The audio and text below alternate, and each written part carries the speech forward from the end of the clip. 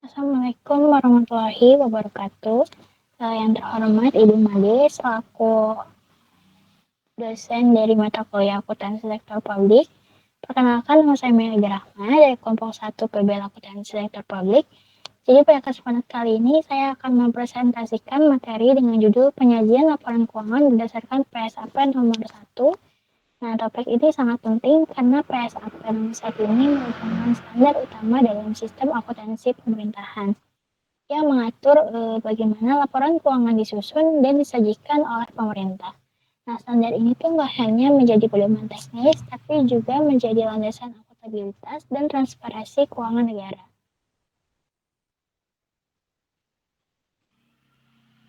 Selanjutnya itu adalah latar belakang di mana pengelolaan keuangan negara itu merupakan salah satu pilar utama dalam mewujudkan good governance dan akuntabilitas publik. Di mana melalui pengelolaan keuangan yang baik, pemerintah itu dapat mempertanggungjawabkan seluruh penggunaan dana publik kepada masyarakat. Untuk mendukung hal itu, pemerintah itu telah menetapkan standar akuntansi pemerintah atau yang sering kita sebut SAP sebagai acuan resmi dalam penyusunan laporan keuangan. Nah, salah satu standar yang paling penting dalam SAP itu adalah PSAP nomor 1 yang secara khusus mengatur penyajian laporan keuangan pemerintah baik di tingkat pusat maupun di daerah. Nah, PSAP ini memiliki peran penting dalam memastikan bahwa laporan keuangan pemerintah itu disusun dengan cara yang transparan, andal, dapat dibandingkan, dan mudah dipahami oleh semua pihak. Nah, bagi kita sebagai mahasiswa ASP ini, pemahaman terhadap PSAP nomor 1 ini sangat penting karena menjadi bekal dalam memahami sistem pelaporan di instansi pemerintahan dan dalam menghadapi dunia kerja nantinya. Next. Kemudian ada pengertian, tujuan, dan ruang lingkupnya. Jadi PSAP 01 ini merupakan standar utama dalam SAP yang mengatur tentang penyusunan dan penyajian laporan keuangan pemerintah berbasis akrual. Nah, artinya laporan keuangan itu nggak hanya mencatat kas yang diterima atau dibayarkan, tetapi juga mencatat seluruh hak dan kewajiban yang timbul selama periode pelaporan. Untuk tujuan PSAP 01 ini adalah agar laporan keuangan itu pemerintah dapat disusun secara relevan, andal, dapat dibandingkan antar periode, dan mudah dipahami oleh pengguna laporan, seperti masyarakat, lembaga legislatif, sama auditor. Nah, ruang lingkupnya itu mencakup semua entitas pelaporan pemerintah, baik pusat maupun daerah, kecuali entitas bisnis seperti BUMN dan BUMD yang menggunakan standar akuntansi yang berbeda.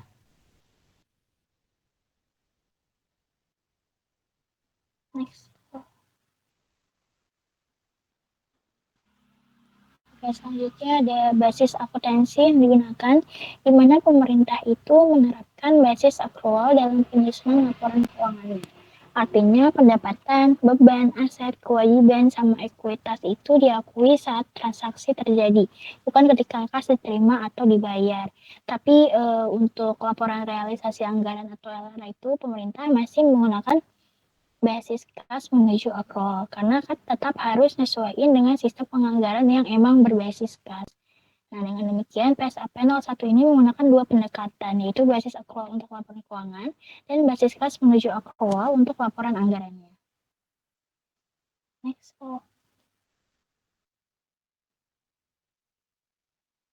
Nah, di sini sebelum masuk lebih jauh, ada beberapa istilah penting dalam PSAP yang PSAP 01 yang perlu kita pahami. Di sini banyak ya.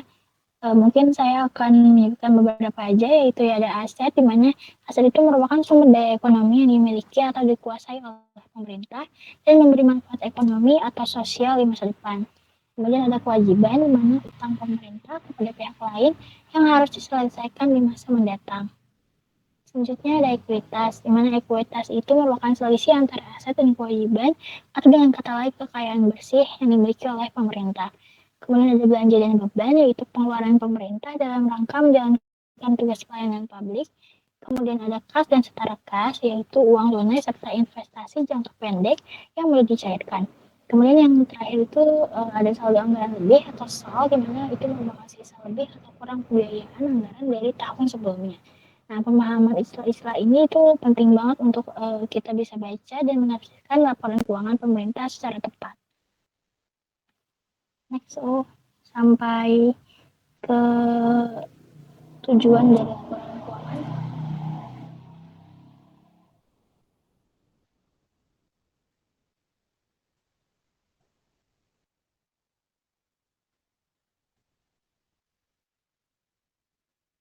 Ya. Oke, berikutnya di tujuan dari laporan keuangan, di mana tujuan utama laporan keuangan pemerintah itu untuk menyajikan posisi keuangan dan hasil transaksi keuangan pemerintah secara transparan. Nah, laporan ini tentunya berfungsi sebagai alat akuntabilitas publik dan sebagai bahan pengambilan keputusan ekonomi, sosial, maupun politik. Melalui laporan keuangan yang sudah pemerintah buat, pengguna itu dapat menilai bagaimana pemerintah dalam mengelola aset sama kewajibannya. Terus juga untuk memastikan kepatuhan terhadap anggaran serta menilai kemampuan keuangan pemerintah dalam memenuhi kewajiban di masa mendatang. Laporan ini juga membantu masyarakat memahami seberapa efektifnya sih si pemerintah menggunakan sumber daya publik.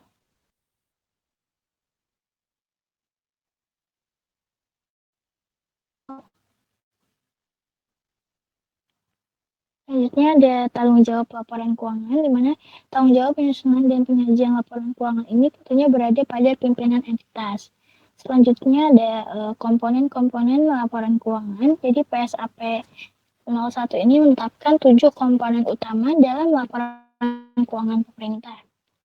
Yaitu diantaranya yang pertama adalah laporan realisasi anggaran atau LRA, kemudian ada laporan perubahan saldo anggaran lebih atau LPSAL, terus ada neraca, terus yang keempat ada laporan operasional, kemudian yang kelima ada laporan arus kas, yang keenam ada laporan perubahan ekuitas atau LPE, dan yang terakhir ada catatan atas laporan keuangan.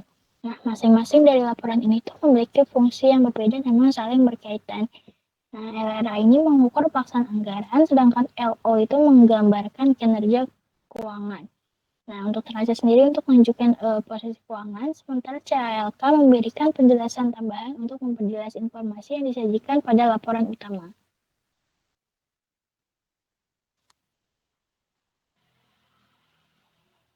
Kemudian ada identifikasi laporan keuangan.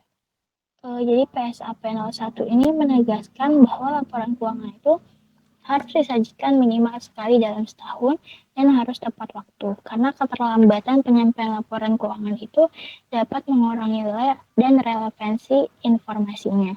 Nah, selain itu, laporan harus memiliki identitas yang jelas, terus juga mencantumkan nama entitas, periode pelaporan, mata uang, serta satuan yang bakal digunakan.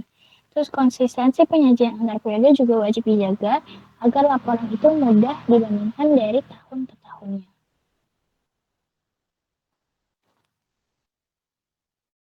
Next, next lagi.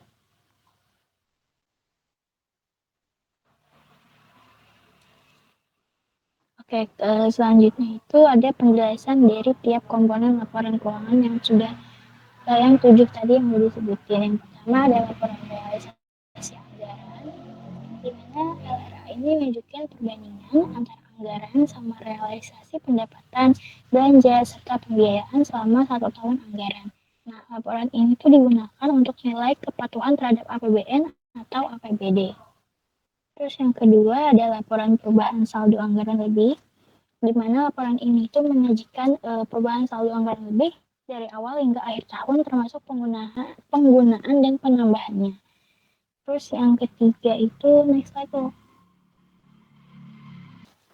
Oke, selanjutnya yang ketiga itu ada neraca, di mana neraca itu bertujuan untuk menyajikan posisi keuangan pemerintah pada tanggal tertentu yang meliputi aset, kewajiban, sama ekuitas. Nah, laporan ini itu membantu menilai kemampuan pemerintah dalam mengelola sumber daya, memenuhi kewajiban, serta menjaga stabilitas keuangannya. Nah, melalui neraca ini, pengguna itu dapat menilai kekuatan finansial, likuiditas, sama solvabilitas pemerintah sebagai bentuk pertanggungjawaban dan dasar pengambilan keputusan keuangan. Untuk klasifikasinya sendiri, aset dalam neraca itu diklasifikasikan menjadi lancar sama non lancar, sedangkan Kewajibannya itu ada jangka pendek sama jangka panjang untuk nentuin kalau misalnya jangka waktu penggunaan dari dan pelunasannya. Nah, penyajiannya itu dilakukan secara komparatif guna menilai likuiditas dan solvabilitas pemerintah. Klasifikasi ini juga memastikan informasi keuangan lebih jelas, transparan, sama mendukung pengambilan keputusan. Kemudian ada aset lancar itu dikategorikan sebagai lancar jika dapat direalisasikan atau digunakan atau dijual dalam waktu 12 bulan. Untuk aset lancarnya itu untuk lebih dari 12 bulan. Kemudian ada pengakuan aset, di mana aset itu diakui dalam laporan keuangan ketika pemerintah memiliki kendali atas sumber daya ekonomi yang memberikan manfaat di masa depan dan nilai aset tersebut dapat diukur secara andal. Terus selanjutnya ada kewajiban jangka pendek. Kewajiban jangka pendek ini merupakan kewajiban yang harus dibayar dalam waktu maksimal 12 bulan setelah tanggal pelaporan. Nah, kalau misalnya jangka panjangnya itu dia lebih dari 12 bulan setelah tanggal pelaporan. Untuk pengakuan kewajibannya sendiri, kewajiban itu diakui dalam laporan keuangan ketika kemungkinan besar pemerintah itu harus mengeluarkan sumber daya untuk menyelesaikannya. Nah, jumlahnya itu dapat diukur secara andal. Kemudian ada ekuitas. Dimana ekuitas ini merupakan kekayaan bersih dari pemerintah, yaitu selisih antara aset sama kewajiban pada tanggal pelaporan. Nah, nilai ekuitas ini tuh berasal dari saldo akhir pada laporan perubahan ekuitas. Nah, entitas ini harus mengungkapkan komponen ekuitas dalam neraca dan catatan atas laporan keuangan. Kemudian selanjutnya itu ada next slide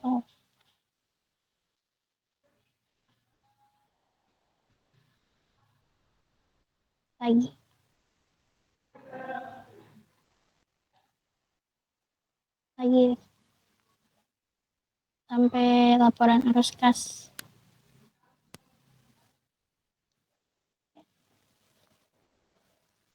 Kemudian ada laporan arus kas, di mana laporan ini tuh nunjukin sumber penggunaan dan perubahan kas selama satu periode termasuk saldo kas akhir. Laporan ini tuh ngebantu banget untuk nilai kemampuan entitas menghasilkan kas, memenuhi kewajiban, sama membiayai kegiatan. Arus kas ini diklasifikasikan menjadi aktivitas operasi, investasi, pendanaan, dan transitoris.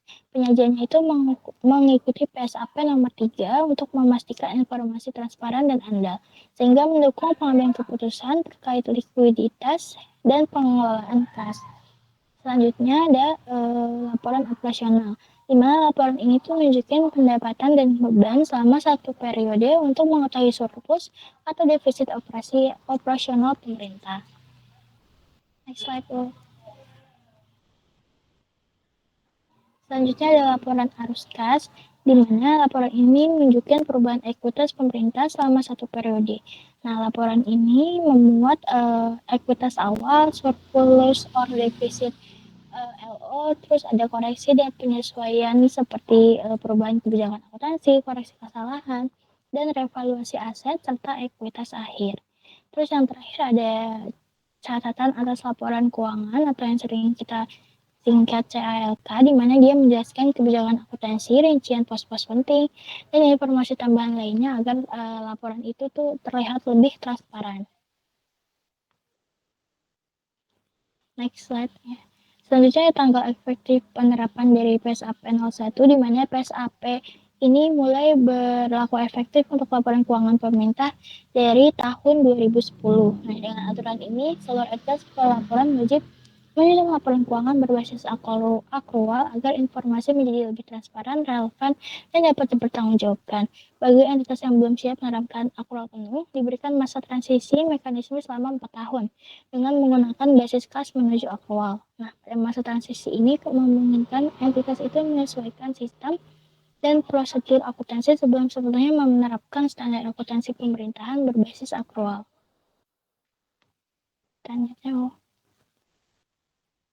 Oke, selanjutnya ini merupakan contoh implementasi dari PSAP 01.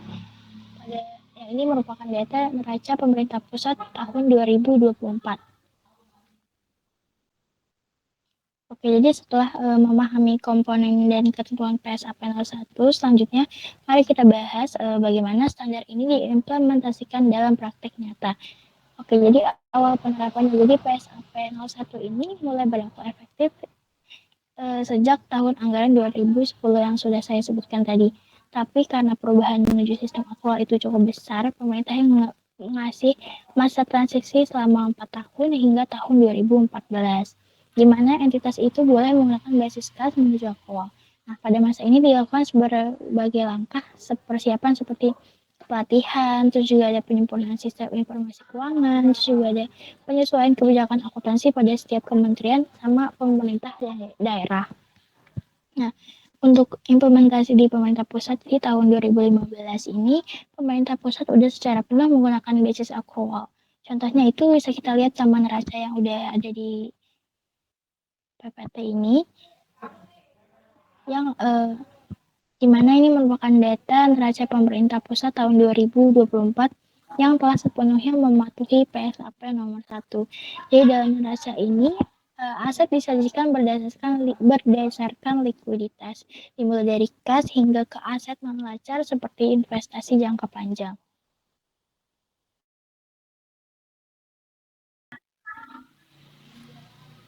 Jadi setelah memahami komponen dan ketentuan dari PSAP 01, selanjutnya akan kita bahas bagaimana standar diimplementasikan dalam praktik nyata. Jadi awal penerapannya PSAP 01 ini mulai berlaku efektif sejak tahun anggaran 2010 yang seperti yang sudah saya jelaskan tadi. Tapi karena perubahan menuju sistem akro itu cukup besar, pemerintah itu memberikan masa transisi 4 tahun hingga tahun 2014. Nah, di mana entitas itu boleh menggunakan basis kas menuju akro.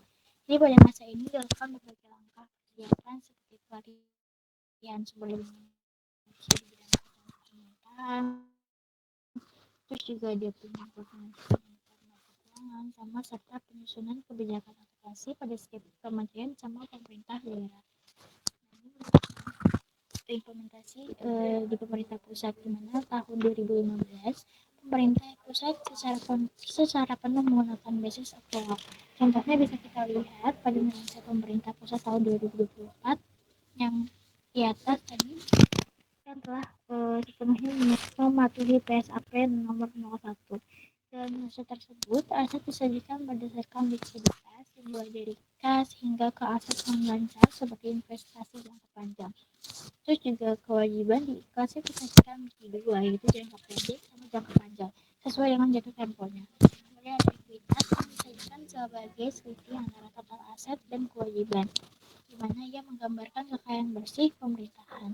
Nah, selain itu laporan disusun secara komparatif membandingkan tahun 2023 menunjukkan adanya konsistensi dan transparansi antar periodenya. Nah, setiap pos laporan juga disertai referensi ke catatan atas laporan keuangan atau CLK untuk memperjelas informasi yang disajikan. Next slide, please. Kemudian ada laporan perubahan aktivitas pemerintah pusat tahun 2024 yang disajikan juga secara komparatif dengan tahun 2023 sesuai dengan PSAP nomor 1. Laporan ini menunjukkan kalau perubahan aktivitas dari awal hingga akhir periode serta menghubungkan hasil operasional pemerintah yang tercermin pada laporan operasional dan posisi aktivitas neraca. Nah, penyajian itu diawali dengan aktivitas yang berasal dari saldo akhir sebelumnya, kemudian disesuaikan dengan surplus atau defisit dari laporan operasional. Nah, setelah itu laporan itu membuat koreksi langsung terhadap ekuitas seperti penyesuaian silakan sama koreksi nilai aset yang digunakan untuk menjaga kejelasan dan transparansi. Nah, meski transaksi aktivitas ini bernilai 0, keberadaan pos ini tuh mencerminkan kesiapan pelaporan sesuai standarnya. Nah, laporan ini ditutup dengan aktivitas akhir yang harus konsisten dengan neraca.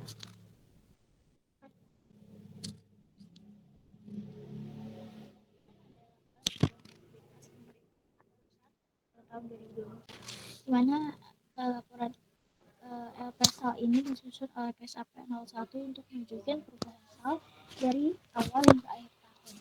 sebagai bagian dari transparansi fiskal pemerintah. Nah, laporan ini mempersalur awal penggunaan SAL sebagai pembiayaan serta SILPA atau SIKA yang berasal dari LRA.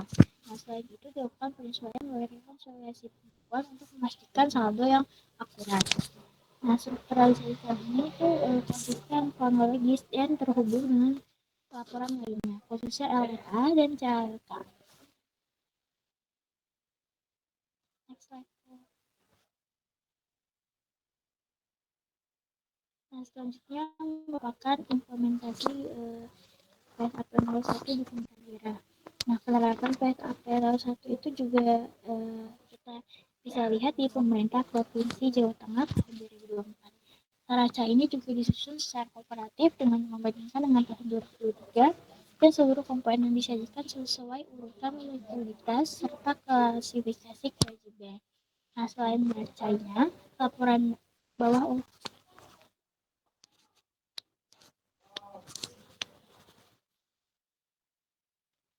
ini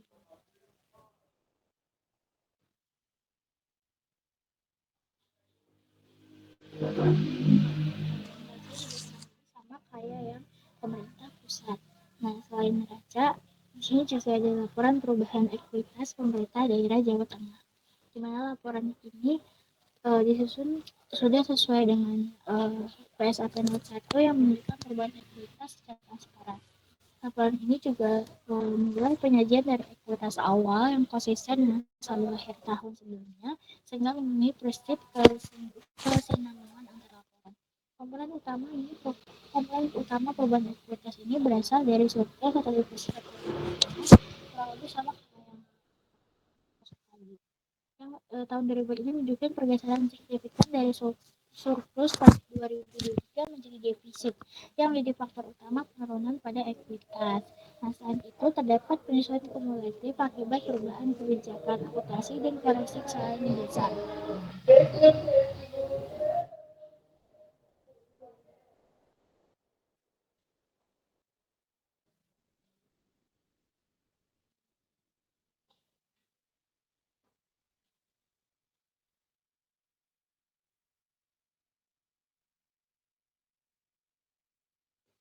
Kemudian yang terakhir itu ada uh,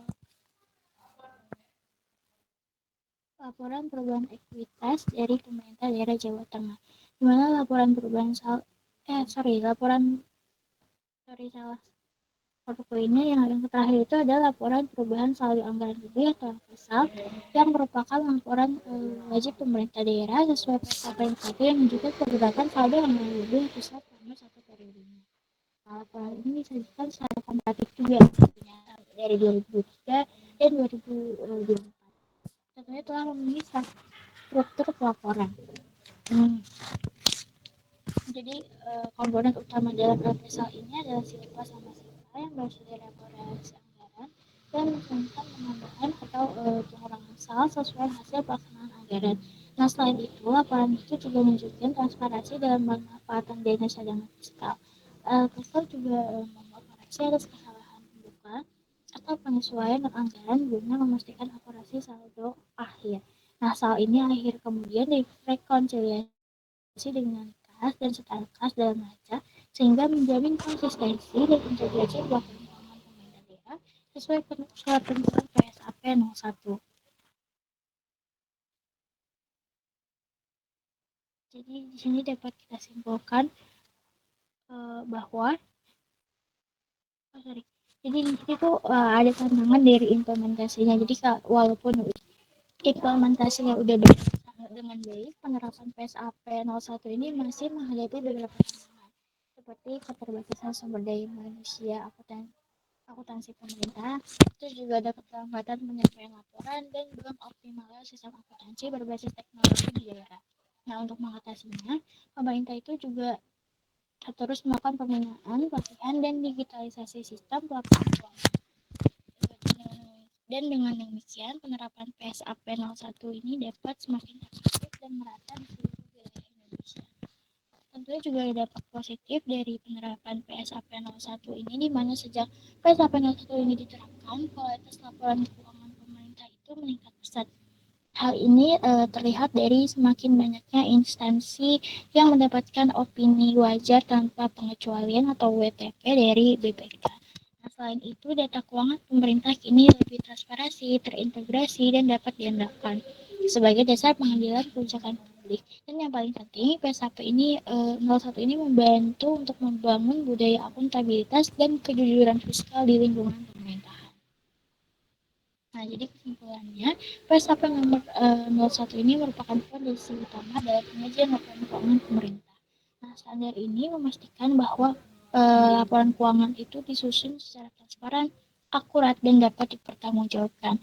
Dan melalui 7 komponen laporan yang saling terintegrasi ini, PSAP 01 mendukung komparatabilitas, konsistensi, dan integrasi laporan keuangan pemerintah.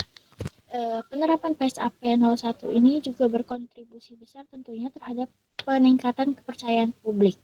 Karena kan setiap rupiahnya itu dikelola oleh pemerintah ini dapat kita lacak, kita ukur sama diaudit secara terbuka.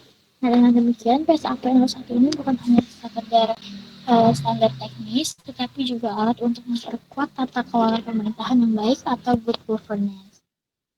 Jadi demikian presentasi dari saya mengenai penyajian laporan keuangan berdasarkan PSAP nomor 01. Semoga penjelasan ini dapat menambah pemahaman saya tentang bagaimana pemerintah menyusun laporan keuangan yang akuntabel dan transparan. Terima kasih atas perhatian Ibu. Wassalamualaikum warahmatullahi wabarakatuh.